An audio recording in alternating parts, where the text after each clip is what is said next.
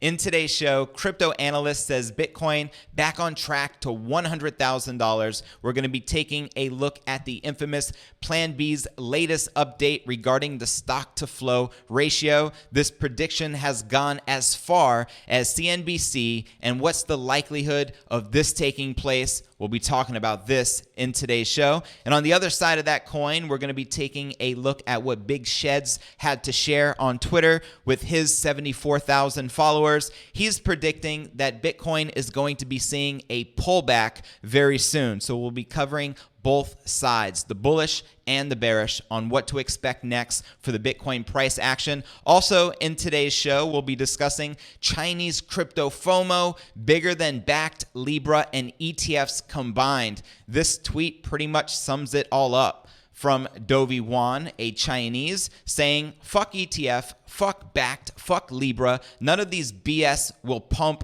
Only we Chinese pump with real money. The only way to pump. Excuse me for the F word. Try my best to translate from very Chinese slang. We'll be discussing this and so much more in today's show.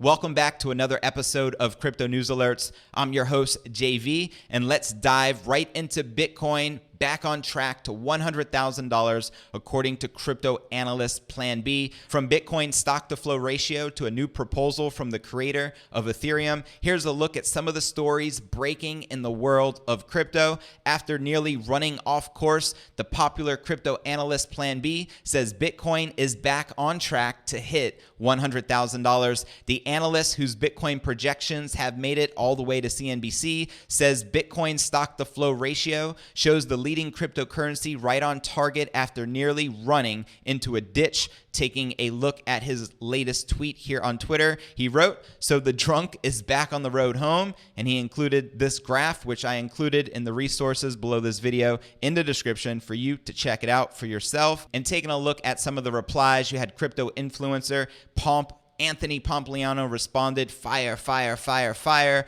Mick Hodlface said he just wandered off into a ditch for a bit there. Happens to the best of us. Mr. Macro Not says 100 trillion USD has the Cassandra problem. Cassandra, spelled C-A-S-S or K-A-S-S, was a woman in Greek mythology cursed to utter true prophecies, but never to be believed. Hashtag Bitcoin stock to flow. Roland wrote, she always finds her way home. Hashtag Bitcoin.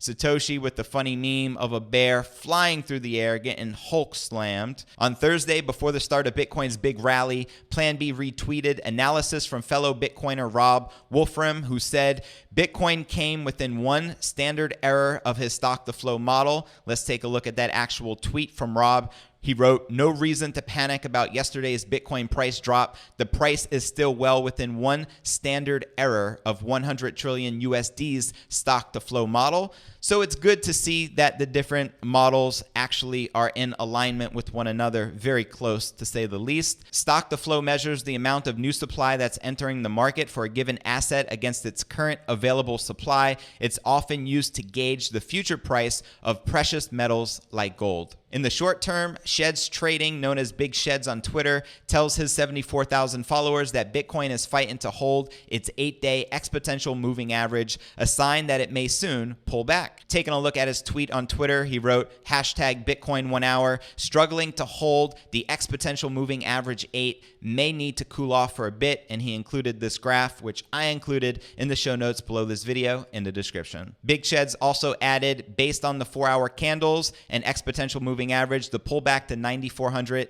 makes sense. And he also added that the RSI and OBV bear divergence from the last candle starting to resolve, and included a graph pointing it out. Now let's talk about Ripple and XRP. The CEO of Zago, a newly launched XRP exclusive crypto exchange in Africa, says his team is big on Bitcoin, but thinks XRP is the best digital asset for payments. In an interview with Newslogical, Jurgen Kunel says, we love Bitcoin and also love what Bitcoin stands for, but for retail payment, Bitcoin in its current form is not suited to the task. The purpose of our exchange is to build liquidity for XRP XRP in the countries we will be expanding to. Zago utilizes RippleNet, a decentralized network of financial institutions that use Ripple's payments technology. The platform is also directly integrated with the XRP ledger. Now let's talk about Ethereum. Crypto enthusiasts are telling Ethereum creator Vitalik Buterin that they don't want the blockchain to be able to reverse transactions. In a new poll on Twitter, 63% of respondents said it's never okay to wind back the clock and undo transactions. The tweet from Vitalik says, suppose a popular smart contract wallet that a large portion of the Ethereum community uses gets hacked.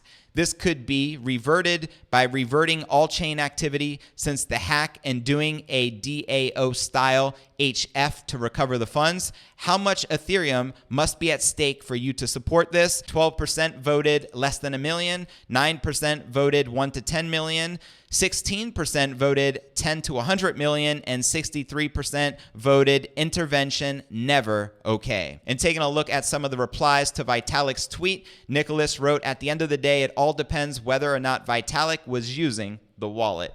Vitalik responded, you realize my DAO holdings, total ETH holdings ratio, was like 50 times smaller than that of the average ETH community member, right? I continue to not understand people who literally think I was trying to hard fork Ethereum to save $19,000. Alex replied, but that already happened. And crypto influencer Richard Hart responded, here's the real answer. As no one is currently a member of the hacked set, they vote no rollback. As people enter the set of users affected by the hack, they discover that losing money to hacks sucks and change their mind. Thus, what is really being measured here is empathy. Now let's discuss Litecoin. Creator Charlie Lee just sat down for an interview with Real Vision. The discussion centers on Lee's background, how he created Litecoin, and the impact crypto assets can have on global finance. I included this entire interview in the show notes below this video in the description. It's a solid 40 minutes and worth checking out, especially if you're into the Litecoin project or following Charlie Lee. And taking a look at the 90-day Litecoin price charts, we can see 90 days ago it was trading at $89.27, and it's been on a steady decline since the halving, and to where it's currently at, trading at $58.35. The current cryptocurrency market cap is $248 billion with $121 billion in volume in the past 24 hours, which is pretty high. It's definitely a good sign for the crypto market. And the current Bitcoin dominance is 67.8%. And if we take a look over at the BitMEX margins, we can see the bears are currently in control, dominating with about 59 million in superiority, with shorts leading the way with 50.59% versus 49.41% longs. Are you bullish or bearish on Bitcoin? Let me know in the comments right down below. Now taking a look at the top gainers in the top 100 today, we have ByTom leading the way, up 68% in the past 24 hours. Ontology up 29%. GX Chain up 24%. Elastos up 23%, Hypercash up 22%, and Tron, a big cryptocurrency in China, up 22.26%. And speaking of China, that leads us to the Chinese crypto FOMO, bigger than backed Libra and ETFs combined. I mean, we experienced it for ourselves in the past couple of days. We saw Bitcoin moonshot $3,000 just like that, transcending all the negative bearish sentiment in the United States market, almost as if the Chinese market transcends everything else going on in the news.